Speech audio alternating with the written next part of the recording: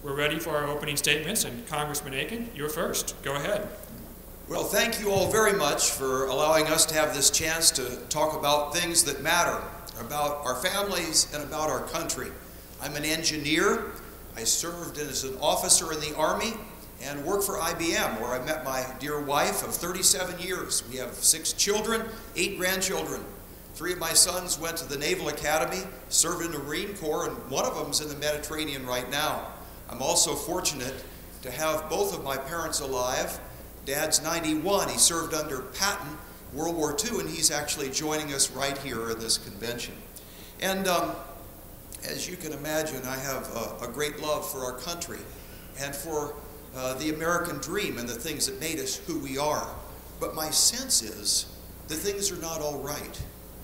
If you take a look at gasoline prices, for example, they're double what they were a few years ago, and the food prices and things are up, and to compensate for that you'd think there'd be jobs, but the fact is the jobs aren't there, and the numbers are much worse than what the government is saying.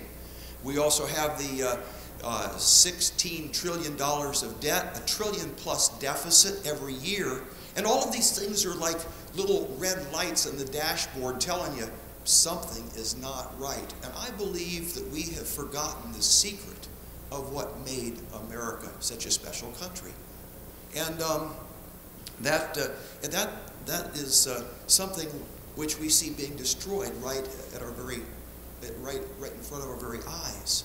We see a Washington, D.C., which has got more and more red tape and bureaucracy and agencies and executive orders and taxes and everything, and they're basically crushing freedom in America. So your choice in this election is either more freedom as I have voted or more Washington, D.C. It's your choice, more freedom or more Washington.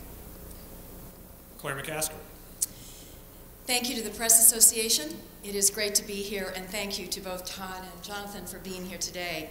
This election is going to be quite a contrast for Missourians, but not because we're at opposite ends, Todd and me. I'm in the middle. It's just he's so far on the fringe. That's where the contrast comes in. There have been many comments made in this campaign by Congressman Akin that I find unacceptable, but it's his views that will be painful for Missouri families. I'm proud of my strong moderate record in the United States Senate, where I've worked with many Republicans to do important things, like cutting spending, putting a cap on federal spending, like banning earmarks, like cutting taxes, over $1 trillion for small businesses and working families, cleaning up war contracting, and protecting and promoting American jobs. Todd has worked closely with Michelle Bachmann, and together, them and a few others have really pushed things that would really harm Missouri families. On March 8th of 2011, Todd Akin said, "I don't like Social Security. I think it's a bad investment." He's gone on in this campaign to delineate what is the triple whammy to Social Security.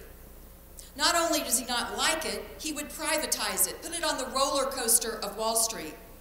He would raise the retirement age, and he would lower the benefit. On August 18th of 2011, he said Medicare was unconstitutional. And since that time, he has, in fact, voted several times to voucherize Medicare, to turn seniors over to private insurance companies, to arm wrestle with them for coverage and whether their claims will be paid, and make them go in their pocket for more than $6,000 a year.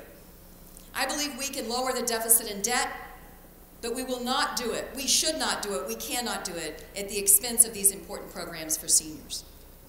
Jonathan Dine. Welcome, everybody. Thank you for coming out today. I want to give a big thanks to the Missouri Press Association for hosting this debate and giving me the opportunity to introduce myself to the voters of Missouri. My name is Jonathan Dine, and I'm the Libertarian candidate for the United States Senate.